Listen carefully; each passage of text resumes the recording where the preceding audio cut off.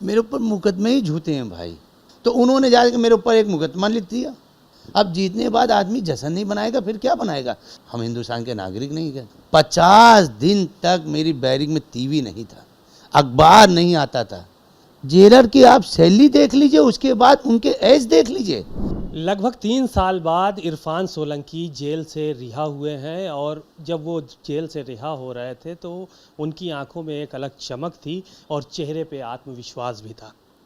आंखों में कहीं ना कहीं आंसू भी थे और लोगों का उन्होंने अभिवादन स्वीकार किया। और उनसे आज तमाम ऐसे मसले हैं जिस पर उनसे बात करेंगे और बारीकी से जानेंगे कि उनके साथ क्या क्या घटनाएं हुई और उन्होंने कौन कौन सी यातनाएं सही, कब से सुखी पल कौन सा और सबसे ज़्यादा दुख देने वाली बात कौन सी उनको जेल में महसूस हुई। बहुत बहुत स्वागत है आपका भारत समाचार पर। धन्यवाद मेरे भाई। इरफान सर, ये हम जानना चाहते हैं कि आपके ऊपर कितने मुकदमे लगाए गए थे कि जिसके चलते आप जेल में थे? देखिए भाई, सबसे पहले तो मैं आप सबके और आपके माशाल्लाह चैनल के इतने लोग देखने वाले हैं, मेरे ऊपर मुकदमे ही झूठे हैं भाई। ये तो समय अल्लाह बहुत हर चीज़ समय समय पे दिखाता रहता है।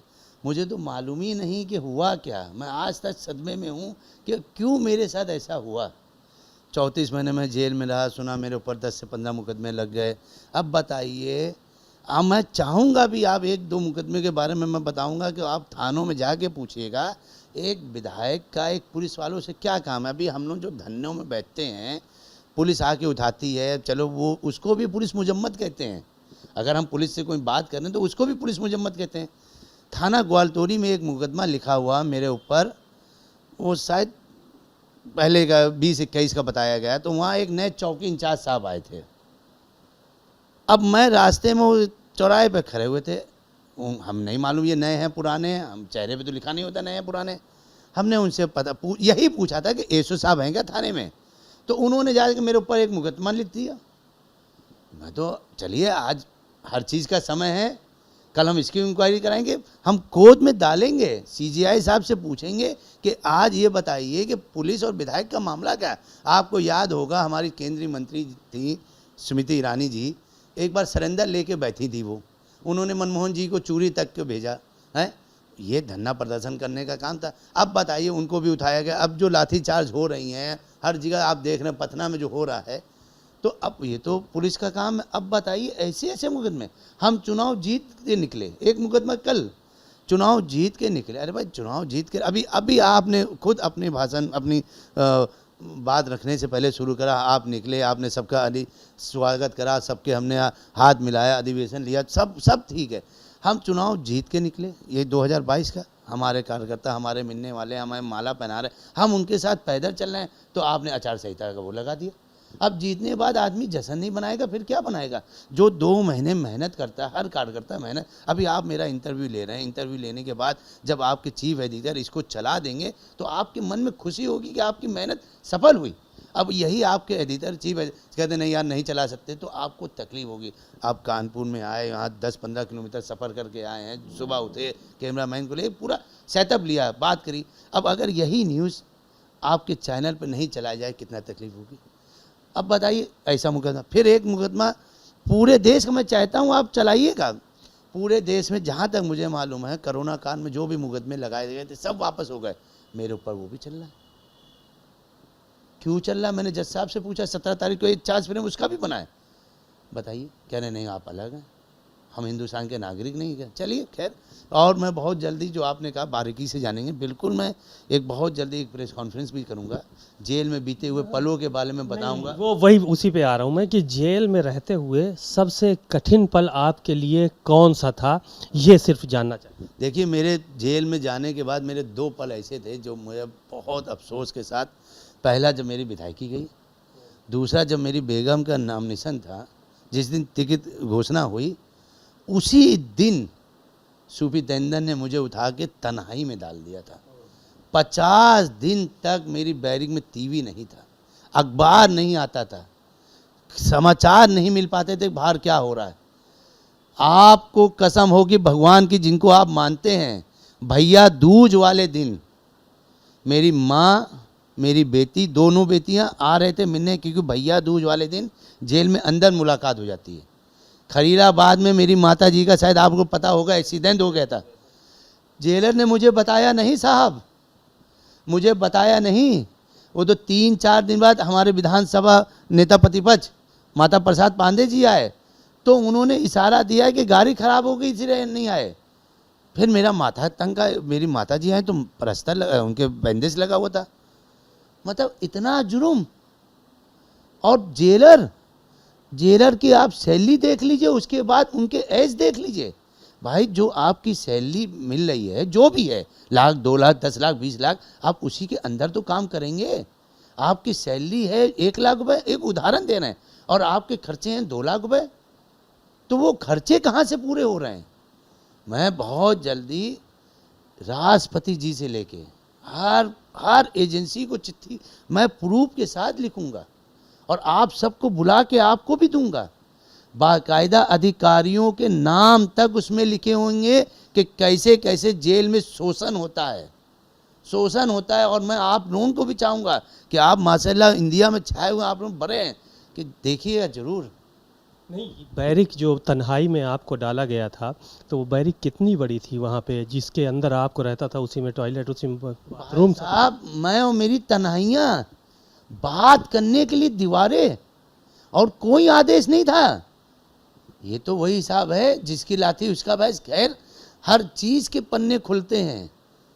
ये तो हम तो जब इंशाल्लाह 27 में आएंगे सरकार में, तो हम तो सीधे और हम आपके चैनल में सबको बता दें, बिल्कुल निश्चित रहिए, मैं कोई अबे तबे कुछ नहीं, किसी को नाखून में। पेपर का काम पेपर से ही होगा, लिखा पढ़ी होगी, कानून के दायरे में सब बात होगा, कानून में ही सवाल जवाब होगा, कहीं कहीं कुछ नहीं। जेल में अराजकता आपने देखी, तो क्या वहाँ पे क्या अराजकता आपने देखी? क्या मैनुअल जेल मैनुअल के हिसाब से चीज़ें नहीं चलती, या चरस गांजा वहाँ पे बेचा जाता है? क्योंकि इस तरह की चर्चाएं बहुत रहती हैं, तो क्या ये सारी चीज़ें वहाँ पे आपको देखने को मिली? देखिए ऐसा है मेरे भाई, इसके लिए आपको थोड़ा इंतजार करना पड़ेगा। नहीं, इसलिए कि मैं इसका एक बहुत बड़ा खुलासा करने वाला हूँ। कार्रवाई हो या ना हो कोई बात नहीं, पर होगी जरूर जब समय आएगा।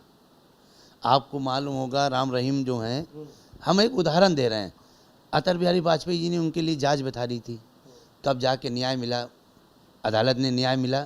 अभी आप ले लीजिए, जो ये अभी चिन्यानंद स्वामी जो पकड़े गए हैं, बच्चियों ने हिम्मत करी, न्याय मिले, जो भी है, तो हम तो एप्लीकेशन डालेंगे ही डालेंगे, बाकायदा अधिकारियों के नाम के साथ, जिसमें सुपरिटेंडेंट जेलर, डिप्टी जेलर मौजूद हैं, उनके साथ ही काम होगा।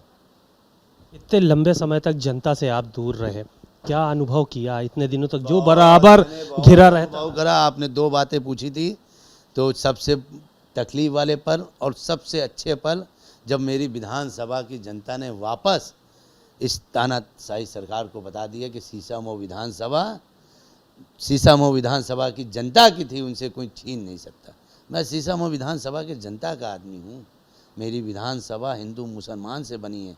अगर मुसलमान सीसामऊ विधानसभा का शरीर है, तो हिंदू भाई मुसलमान उस सीसामऊ विधानसभा की आत्मा है। 33 महीने जेल रहने के बाद क्या कुछ आपको बदलाव समझ में आया राजनीति में, कि राजनीति ऐसे नहीं, इस ढंग से चलना चाहिए, इस गली से गुजरना चाहिए? बिल्कुल बिल्कुल, बहुत कुछ समझ में आया। ऐसे ऐसे लोगों को भी देखा, और ऐसे ऐसे अनजानों को भी देखा, जो खैर कभी हमारे हुआ करते थे वो अनजाने हो गए, जो अनजाने थे वो हमारे हो गए। तो कहते हैं कि समय को समय दो तो समय भी बदल जाता है, तो हमने समय को समय दिया, इसलिए समय बदल गया। समय को समय दिया आपने। अच्छा ये बताइए कि सबसे ज़्यादा आपका सहयोग मुझे लगता है कि इस पूरे संघर्ष में आपके दोनों विधायक अमिताभ वाजपेयी और हसन रूमी, इन लोगों ने किया है। क्या आपको इन लोगों की जेल में खबरें मिलती रहती थी कि क्या हो रहा है, क्या कर रहे हैं ये लोग? देखिए ऐसा है, पूरे चुनाव भर तो मैंने आपको पहले ही बताया कि वो सब बंद हो गया था। चुनाव जब हमारी बेगम जीती हैं 23 नवंबर को, 25 नवंबर को जब वो हमसे मिलने आई हैं, उसके बाद हमारे वहाँ टीवी लगा है, उसके बाद बातचीत होती रही। मेरा बेटा, मेरी दोनों बेटियाँ, अच्छा वहाँ पे सिर्फ 10 लोगों को मिलने की परमिशन थी, तो वो कुछ था, फ़ोन भी नहीं है, 2 फ़ोन है, उसके लिए भी बहुत भाई साहब पैर छूने पड़ते थे, जब जाके फ़ोन मिलवाते थे 5 मिनट फ़ोन मिला, कभी जानबूझ के बंद कर देते थे, कभी ये नहीं है अधिकार। खैर बहुत लंबी लिस्ट पूरी तैयार है, और मैं चाहूँगा कि आप लोग ज़रूर उन अधिकारियों से पूछिएगा कि आपको सरकार पैसे किस बात के देती है। न्याय आपको मिला तो न्यायालय पे भरोसा बढ़ा कि घटा आपका? क्योंकि ये आपने पहले कहा कि राजनीति से प्रेरित ये सारे मुकदमे थे, तो न्याय भी मिला आपको, तो न्याय के प्रति आपका भरोसा बढ़ा है कि घटा है? देखिए, हम आपको एक बात बता दें, न्याय पे मेरा ही नहीं, जब दुनिया बनी जब से सबका भरोसा है। हाँ, न्याय थोड़ा धीरे चलता है, बस थोड़ा धीरे चलता है, टाइम लगता है उसको मिलने में, इसलिए हमें टाइम लग गया। मैंने पहले ही कहा, समय को समय देना पड़ेगा तो समय बदल जाता है। नसीम सोलंकी जी ने चुनाव लड़ा, ये निर्णय किसका था कि उनको चुनाव लड़ना चाहिए आपकी सदस्यता खत्म होने के बाद? ये निर्णय उन्हीं का था और अखिलेश यादव जी का था, क्योंकि उनको मालूम है कि कौन लड़ सकता है। अखिलेश यादव जी ने बुलाया, हमसे बात हुई, उन्होंने आदमी भेजा, उन्होंने इरफान यही लड़ेंगे चुनाव। हमने भैया जैसा आपका आदेश, आप परिवार के मुखिया हैं, बड़े भाई की तरह हैं, उनका आदेश सर आँखों पे। किसका सबसे बड़ा योगदान इस पूरे लड़ाई में आप मानते हैं? अभी तक घर से लेके बाहर से लेके किसका सबसे बड़ा योगदान था आपके जीवन में, जो 33 महीने की लड़ाई को लड़ा जिस व्यक्ति ने? सब मेरे बहनों साहब भी बैठे हैं, भाई लोग भी बैठे हैं, मेरी एक ही अकेली बहन है। तो बूंद बूंद से सागर बनता है, अकेला आदमी कुछ नहीं कर सकता। जब मुट्ठी बंद होती है तो उसको ताकत कहते हैं, और जब मुट्ठी खुल जाती है तो उसको खाली हाथ कहते हैं। तो हमारी मुट्ठी बंद है और हम ताकत में हैं। नसीम सोलंकी जी ने बहुत मेहनत की है, ये तो हम लोगों ने भी देखा है। विधानसभा से लेके कानपुर की सीसामऊ सीट तक में हमने देखा है, विधानसभा में भी तमाम बातें हमारी उनसे होती रही हैं। हमेशा वो दुखी रही आपके को लेकर, हमेशा परेशान रही, चिंतित रही। तो जब आप अभी जेल से छूट के आए तो सबसे पहले आपने क्या बातें की उनसे? क्योंकि एक लंबा संघर्ष रहा चूँकि, और पति पत्नी का रिश्ता अलग ही होता है। देखिए, ऐसा है कि सबसे पहले तो मैं बताऊं कि आपके भी पत्रकार महाराजगंज में हैं। ये जो सफ़र है ना 450 किलोमीटर का, ये उन्होंने 33 महीने तक करा है। रोज़ सुबह आना, वहाँ लाइन लगा के नंबर लगाना, फिर हाथों में मुहर लगा के जेल के अंदर मुलाकात करने आना, फिर वापस जाना। एक दिन का काम नहीं था, बराबर। और वहाँ पे मकान लेके रहना, यहाँ की चिंता करना, मेरे मुकदमों की चिंता करना, सुबह उठ के इलाहाबाद जाना, तो बहुत बड़ा काम करा है उन्होंने। डबल जिम्मेदारी आप छोड़ के गए थे, बच्चों की जिम्मेदारी भी छोड़ के गए थे और बाहर की भी छोड़ के गए थे, और उसको बखूबी हमें बाहर निकालने की भी जिम्मेदारी थी। हाँ, हमें बाहर निकालने की भी जिम्मेदारी उन्हीं की थी। उसके बाद विधानसभा को भी देखना था, घर को भी देखना था, सब कुछ अकेले ही करा उन्होंने। संघर्ष को सल्यूट है। और बिल्कुल बिल्कुल है भैया, हर नारी शक्ति जिंदाबाद। अखिलेश यादव ने किस किस मौके पर आपका साथ दिया? हर मौके पे। एहसान की कोई वो नहीं होती, एहसान गिनती नहीं होते हैं। कभी कभी किसी के द्वारा आपकी अगर नौकरी लग गई है तो वो भी जीवन भर का एहसान हो जाता है।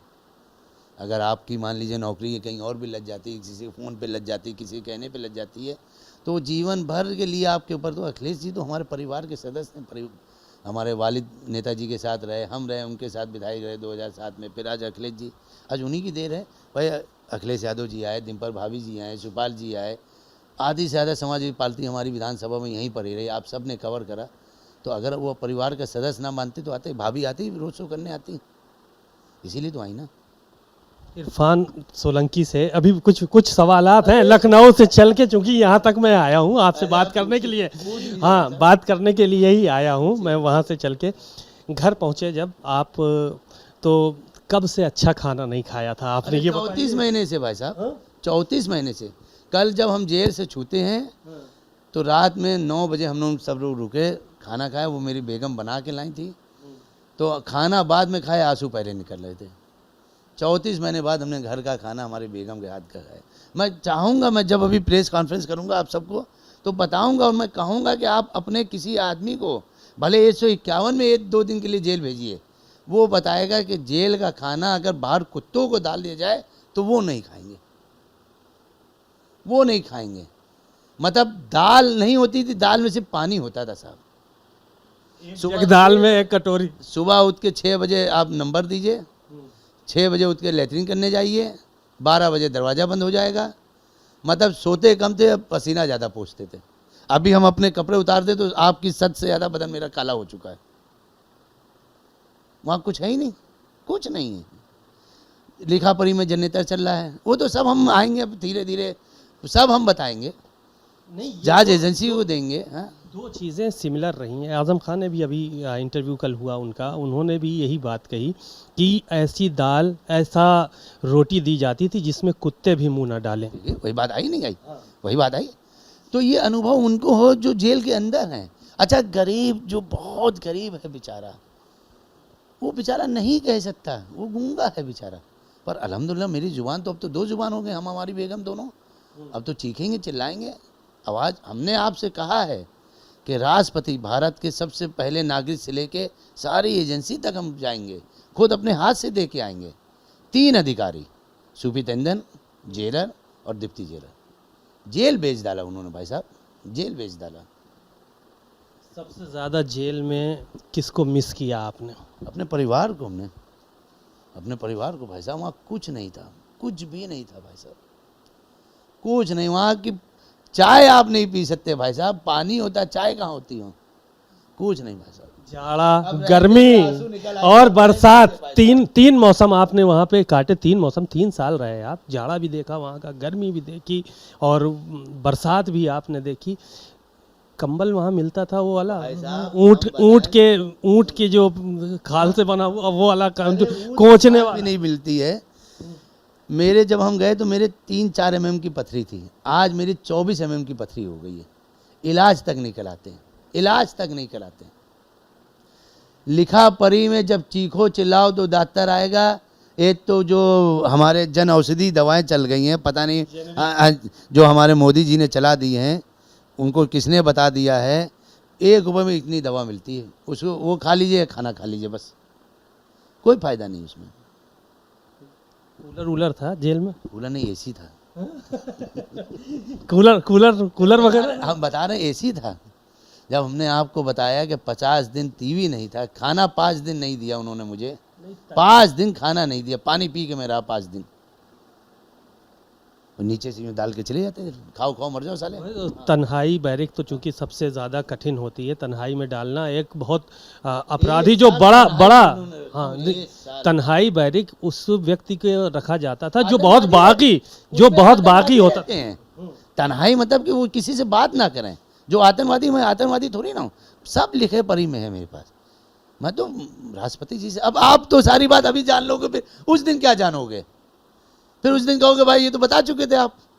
नहीं, इन सब चीज़ों से हट के भी चीज़ें हैं ना, तो क्योंकि जेल की दुनिया अलग रही और सबसे लंबा समय तक आप जेल में रहे हैं, इसलिए जेल की चीज़ें जो है वो हम जानते हैं, हम भी जानते हैं, बखूबी जानते हैं कि जेल के अंदर क्या क्या चीज़ें रहती हैं और क्या क्या नहीं रहती। लेकिन जिस तरह की दुर्दशा आप बता रहे हैं, ऐसी दुर्दशा किसी कैदी ने बयान नहीं किया। वहाँ व्यक्तिगत आदमी देख देख के हो रहा है इस समय। तो ये समझ लीजिए कि जो सपा के जो भी जा रहे हैं, हम आपको बता दें कि 3 साल जो पिछले 3 रमज़ान बीते हैं, सबसे पहले इंतकाल हुआ था साबुद्दीन साहब का कोरोना काल में, फिर ये अतीक साहब का हुआ, जो भी जैसे भी हुआ वो अच्छे थे बुरे थे, हम उनका जजमेंट नहीं कर रहे हैं।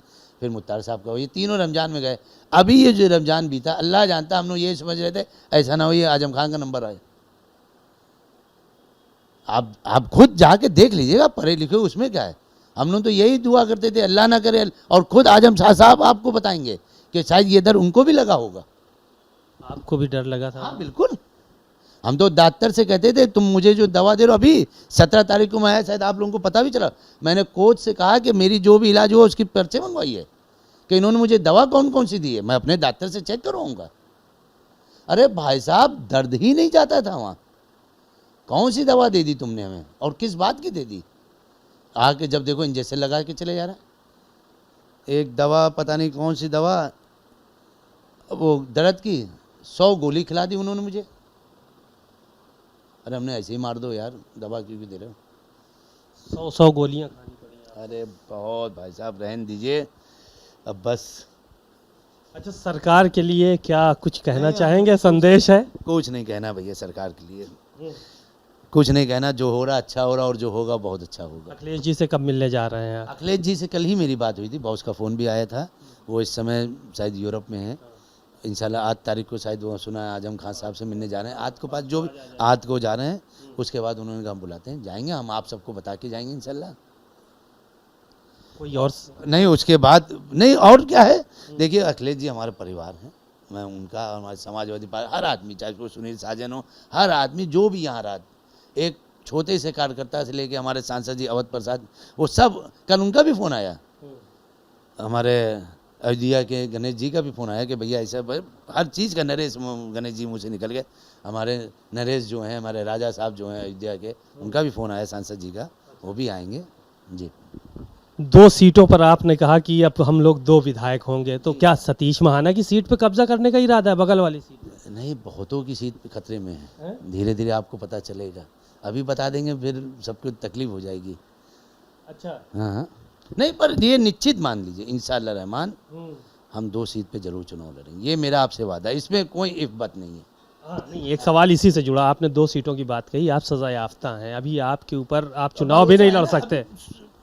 आपने बात ही शुरू करी थी कि न्याय मिलेगा, तो अभी तो सुप्रीम कोर्ट है ना, हम ये बात ये हवा में थोड़ी ना कह रहे हैं, हमें भी मालूम है जब हमें सजा हो गई हम चुनाव कैसे लड़ेंगे, ये तो हंसने वाली बात हो गई, आदमी कहेगा पागल को सजा हो गई कर हम चुनाव लड़ेंगे, हमें मालूम है कि न्याय मिलेगा, सच परेशान हो सकता पर पराजित नहीं।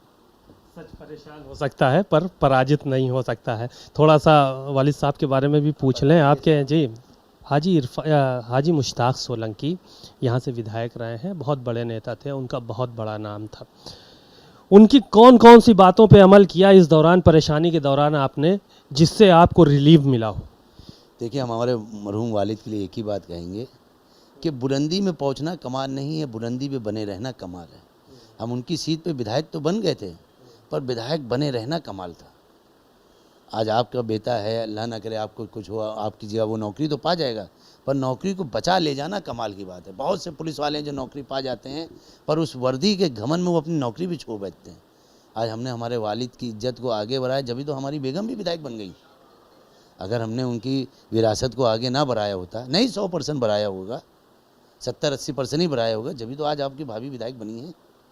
तो सच को आज क्या, आ गंगन को आरती क्या और पढ़े लिखे को फारसी क्या। अभी के लिए कोई संदेश है? अरे बहुत बड़ा संदेश है उनके लिए, तो उन्होंने सब कुछ करा मेरे लिए, और शायद ऐसा बहुत कम ही औरतें होती होंगी जो करती, ऐसा नहीं है, पर बहुत कुछ करा उन्होंने मेरे लिए, बहुत कुछ। दुश्मन आपके कम हुए यहाँ की नहीं हुए इतने महीनों जेल में रहने के? भाई रात ही बीती है, अभी तो एक रात में क्या क्या हमने देख लिया, 2-4 जाने तो दीजिए क्षेत्र में। अच्छा, फिर बताएंगे, दुश्मनी कम आप ही को बताएंगे, आपको बुला के बताएंगे कि मेरे ये दुश्मन बढ़ गए, ये कम हो गए। और अब बार बार आप जो 2 सीट कह रहे हैं, तो दुश्मन आप मेरे और पैदा करा रहे हैं। चलिए, शुक्रिया इरफान सोलंकी साहब। परिवार के साथ उन्होंने अपना वक्त बिताया, यहाँ पर रहे, और उन्होंने कहा 2-3 बातें उन्होंने जो है वो कहा कि बुलंदियों पे पहुँचना कोई कमाल नहीं, बुलंदियों पे ठहरना कमाल होता है। और यही वजह है कि नसीम सोलंकी यहाँ से दोबारा से चुनाव जीती हैं। और एक आखिरी शेर के साथ अपनी बात को ख़त्म करेंगे कि मुसलसल दुश्मने जाकी निगहबानी में रहना है, जहाँ घड़ियाल रहते हैं उसी पानी में रहना है। कैमरामैन मेहदी हसन के साथ सीमा नकवी, भारत समाचार, कानपुर।